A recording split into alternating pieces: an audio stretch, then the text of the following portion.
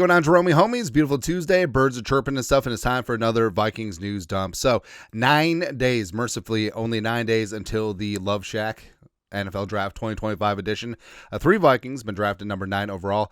Not Jeff Seaman in 1982. Typo. What can you do? But the Vikings drafted number 9 overall. Way back in the day. Doug Martin, not Muscle Hamster, but the stud defensive end from Washington. He racked up and stacked up 61.5 sacks. Nailed it. Over 10 seasons, all with the Vikings. Plus, you look back at the old stats for some of the older players, just like, oh, wow, players didn't move around a lot. And then you realize it's before free agency. Anyways, but led the league in sacks during the 1982 strike-shortened season, 11.5 in 9 games, which is really damn impressive, man. I love it. 2003 defensive tackle Kevin Williams from Oklahoma State should be in the Hall of Fame. Absolutely should be, but was a dominant defensive lineman for years. He and Pat Williams formed the Williams Wall. The StarCaps trial is still pending. Probably. But, of course, Kevin Williams came to the Vikings in the most hilarious way possible. Now, the stories have been that the Vikings had a trade in place, but the other team didn't submit the trade. Didn't matter. But the Vikings originally were at 7, the Jaguars were at 8, and the Panthers were at 9, respectively. And what happens is if you run out of time on the clock, the team behind you can leapfrog you. All right, so the Jaguars came up with Byron Leftwich, who has, besides Trevor Lawrence, maybe the most elongated throwing motion ever. Like, Byron Leftwich looked like a Travagé. Just, yeah. Panthers took Jordan Gross. Jordan Gross is a bad dude for a while, man. Like, really, really, really damn good. But it seemed to work out for everyone because Leftwich had a couple of good years in Jacksonville. Jordan Gross was rock solid at left tackle for the Panthers for a stretch. And then Kevin Williams, of course, Kevin friggin' Williams, right? Should be in the Hall of Fame, as we said. And lastly, 2014, Anthony Barr. So Barr, I still think that Barr should have remained an edge rusher. And it was one of those spots, too, where the Vikings firmly had, so they extended Everson Griffin because Jared Allen's contract expired at the end of the 2013 season. And they had Everson Griffin. They had Brian Robinson. And you're thinking, okay, well, is Barr going to just be a rotational edge rusher? But no, Zimmer, with his first draft pick as Vikings head coach, he and Spielman, when they're still talking, decided to make Anthony Barr a strong side 4-3 over linebacker. Now, I still think that he would have thrived as an edge rusher full time, and it seemed like most camps, they're like, "Oh, Barr's working with the edge rushers this year," and then never happened. Yeah. Also, it's kind of weird that he came back in 2023 after spending a year with the Cowboys, where he wore number 54 in homage to his running mate and also UCLA alum Eric Kendricks. Just kind of weird. Weird, man. Something that isn't weird is supporting the April draft month fundraiser. All Venmos, Cash Apps, Super Chats during live streams will be donated to Twin Cities and Seoul, South Korea adoption charities and support organizations. Links to donate are down below, and it's always humbling. The Jeromes crush it, whether it's Food Shelf, whether it's Toys for Tots, whether it's this. Obviously, it's something that's very near and dear to me. Our goal for the month was $2,500. Jerome's already raised up just over $1,500, so I think we're going to crush that by the end of the month, especially with the draft coming up next week. So thank you in advance, Jerome's. Again, absolutely awesome. You guys are the best.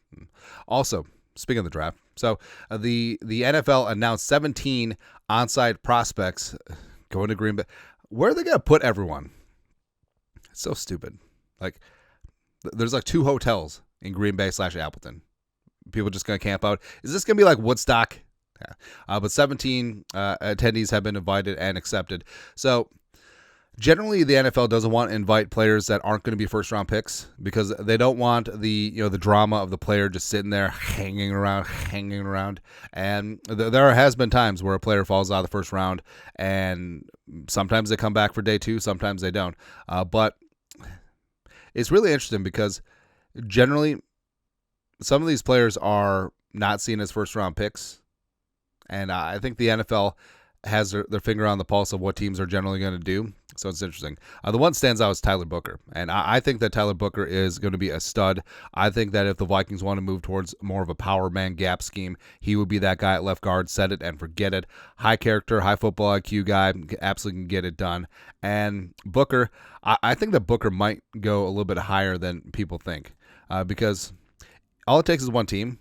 And hell, maybe it's the Dolphins at 13. Maybe it's the Seahawks at 18. Maybe some team just takes him, right? Maybe that's what the steam that everyone is getting. Hadi Campbell will be there. Will Campbell, great LSU offensive lineman there. Abdul Qadir. The two quarterbacks. So what's interesting is that besides Cam Ward, the two quarterbacks invited, not Shedeur Sanders. But I'm sure they invited Shedeur. He's going to hang out with the family. It's good stuff. But Jalen Milroe of Alabama, as well as Jackson Dart. So obviously, there's some inside scuttlebutt that they're going to be first-round picks.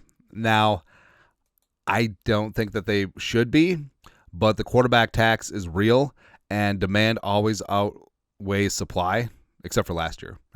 But, I don't know, like Steelers could be in the mix, sure. Who else? Browns maybe trade back in the first round. Maybe the Giants.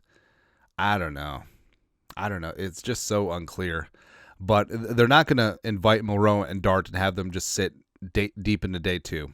Ain't going to happen. But and the rest of them, Matthew Golden has definitely worked his way in there, the wide receiver from Texas. Jetty, obviously. Will Johnson, who I like. Talk about him in a sec.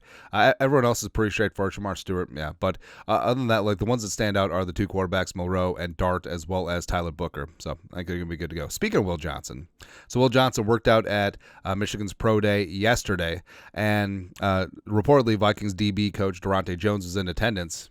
Dan Brugler. Michigan cornerback Will Johnson worked out for NFL teams this morning. A few notes from scouts in attendance. No 40-yard dash. Now, some people are projecting Will Johnson to have a 4.55 40. I don't see that. Like it doesn't show up on tape. Why does one sprint, or two sprints in a 40 yards in a straight line, why does that matter versus how you actually play in pads? Because there's nothing about watching Will Johnson's tape that says that he's going to be running like a late 4.5s. Now, he's not a 4.3 burner for sure, but it just doesn't make sense. Astounding 37-inch vert, 4.33 shuttle, which is great. Above average during positional drills and very smooth. Frankly, he's my cornerback too. I know that there's talk that Jahdae Barron may go ahead of him. I see Barron more of a Swiss Army knife type corner. Will Johnson is a true blue outside corner. Probably going to be best suited for zone, but he does have some press man capabilities as well. And I think that he legitimately will be one of the better cornerbacks in this league. And I think that he would be a great addition to the Vikings cornerback room. You certainly can't have enough corners, as Flores has said. And even though we've talked about how pretty confident with how the cornerback room is situated right now, Will Johnson comes in. That's just a great infusion of talent, and competition makes everyone better. So I understand, got to check things out medically, but he seems pretty good to go. I'll go from there. Next, speaking of Michigan, hail to the... So we just want to reunite J.J. McCarthy with as many of his old friends as possible. Vikes fan page. Vikings hosted Michigan running back Khalil Mullings on a top 30 visit per rap sheet. Now, Mullings is interesting because he's not a traditional running back. All right, so his running back experience is pretty limited. He has under 300 carries in his 5-year career because he started at Michigan as a linebacker, then switched positions, got a little bit of run in his last 2 years before taking off in 2024. Played a marginal role in the national title team. Of course, he was behind Blake Corum as well as Donovan Edwards. But then 2024, it was him and Edwards, and Mullings really came into his own as the power running back. 948 yards rushing, 5.1 yards per carry, 12 touchdowns, and he's just a hammer, man. Right? And he's still working his way out. Like, does he have that quick burst? Is he a home run hitter? No, but he will hit solid doubles, like straight up the gut, time and time again. Pretty solid pass blocker as well, and I think at minimum he would contribute at special teams. So I wouldn't mind him at all, because is he like a receiving running back? Not necessarily, but he can protect. He can be a pass protector. He can be, a punt protector in punt formation. And Jones, Mason, Chandler, Mullings, it's not bad, man. It's not bad. Also, in the visits department, Carson Schwesinger. Paul Hampton, great follow. Go give him a follow. Per source, Vikings hosted UCLA linebacker Carson Schwesinger on a top 30 visit. When has a UCLA linebacker ever worked out? There's a reason why we passed on Miles Jack. It's playing. But Schwesinger, a redshirt junior, it's like some sort of engineering major. I'm probably completely wrong on that. But 6'2", 242, first team All-American. Racked up and stacked up 136 tackles in Westwood last season. Had 4 sacks as well. Good in coverage, good quickness, good speed, good everything like that.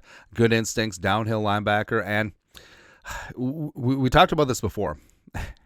And people got mad when we drafted Knight after trading down in the second round.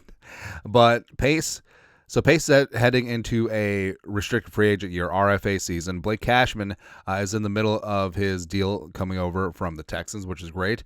But Wilson, veteran Band-Aid, Asamoah's done after this season. And I wouldn't mind having some more depth at linebacker, because you saw the effect of Pace and Cashman when they went out with injury last year. It was no bueno. So Schwesinger, I think, could be someone who's certainly very interesting with the Vikings. But he's probably going to be in that 40 to 50 area. He's probably going to be higher up in day 2. But something to keep note of if the Vikings do trade. People are going to be so pissed if the Vikings trade out of the first round and then the first pick is Carson Schwesinger, the linebacker. It's funny. Also funny, this makes me cackle. Hey, I was told that the fanboys need to come to grips that Rodgers is going to be the quarterback. Vikes fan page. Aaron Rodgers' pitch to the Vikings was to have the idea of making a 1-year run at a Jerome and trying to make and it being a willing mentor to McCarthy. Burt Breer talked about on the Monday Morning Quarterback. Quote, in the end, faced with all that, the Vikings found themselves emboldened to give McCarthy the runway to seize the job. It's almost like that was the plan to begin with. Right. The staff the opportunity to build the offense for him and see what it looked like at the end of spring. So the Vikings passed on Rodgers, pushing their chips in on a 22-year-old, which, but the whole thing is, Rodgers reached out to the Vikings, as Kevin O'Connell talked about, a couple weeks ago at his luncheon at the NFL owners meeting. He's like, Rodgers reached out to us. It wasn't the other way around. Right. So the whole idea that it was 50-50 or serious interest, baloney. But, of course, The Athletic and Rossini and Mike Silver and Chase Daniel will never admit that. But it's all right.